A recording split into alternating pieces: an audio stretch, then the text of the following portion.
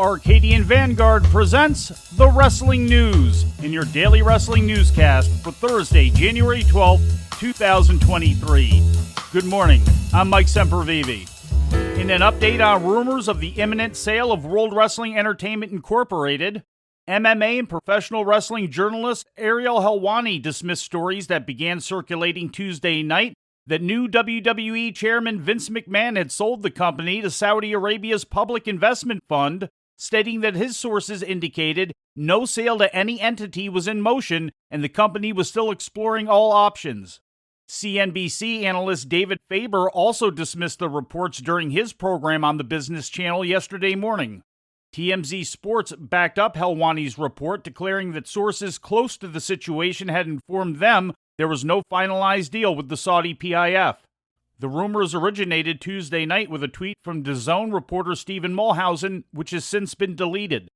The sale of WWE has been much discussed since the return of Vince McMahon to power within the last week. McMahon has stated that his main reason for returning was to ready the company to be sold.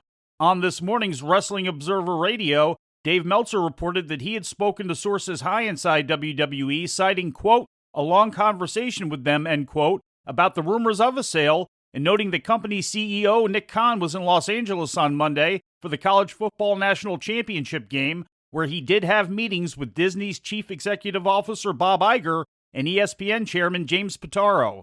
Meltzer noted that there is, quote, smoke to the Saudi Arabia story, end quote, but it's too early in the process to determine a frontrunner, and also mentioned UFC parent company Endeavor as a possible suitor.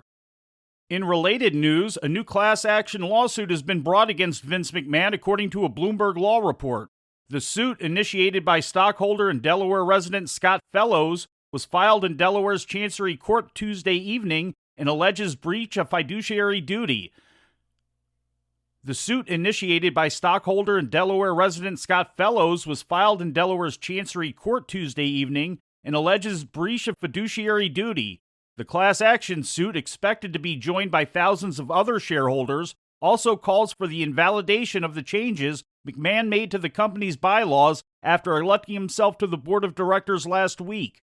These changes allow McMahon, who holds 81% of company voting shares, to have final approval of all media rights renewals and potential company sales offers.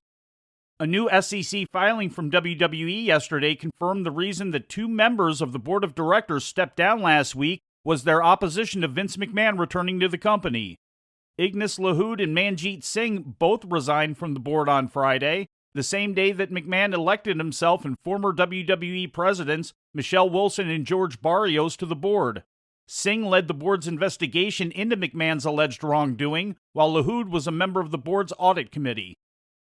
AEW made its California debut last night with Dynamite broadcast live on TBS from the Kia Forum in Los Angeles. In the main event, the elite trio of Kenny Omega and the Young Bucks won the final deciding ladder match of their best-of-7 series with Pac, Rey Fenix, and Penta of the Death Triangle to regain the AEW World Trios Championship. The victory occurred when Omega climbed the ladder and took down one of the three belts suspended above the ring at 14 minutes and 55 seconds. Look at Pac! Black arrow! The knees got up! The knees were up! Great job by Omega! He's got two! He's got two down! And remember, Penta was sent to that table by Nick Jackson! You can hear the live audience, they can feel it! It's here! Can Kenny do it? Go get it! Go get it! He's so close! Just pull down one, Kenny! Kenny Omega making the climb! Can he do it? Just gotta get one, Kenny! Come on! Block out the pain! Can't grip the ladder with that right hand. Look at the pain! He's got it! He's got it! Gotta pull it off. You don't have it all the way yet. Omega! Come on, come on, Can come on! Can he do it? Yeah, he did it! He did it! This makes 2 AEW World Trios Championships for the Elite, who were also the first holders of the title before being stripped last September following the all-out press scrum locker room brawl with CM Punk. Hangman Adam Page defeated Jon Moxley in the opening match, pinning him after a buckshot lariat. In a post-match angle, Moxley attacked the referee, mistaking him for Page, and was later checked for what the announcers described as a possible concussion, believed to be part of the angle. The show featured the return to AEW TV of Adam Cole, who addressed rumors of his impending retirement. The thing is, The bad news, it's not for me.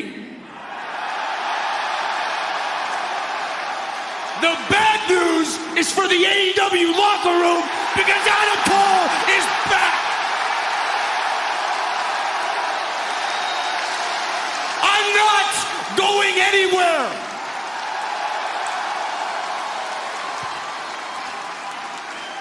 My career was over. I thought for sure I was finished. Instead, I stand before you today saying, no way, I ain't done yet. Cole has been dealing with a variety of nagging injuries that have kept him away from the ring since last June's Forbidden Door pay-per-view. Toni Storm was revealed as the mystery partner of Saraya in a losing effort against AEW Women's Champion Jamie Hayter and Dr. Britt Baker. Hayter won the match for her team, pinning Storm.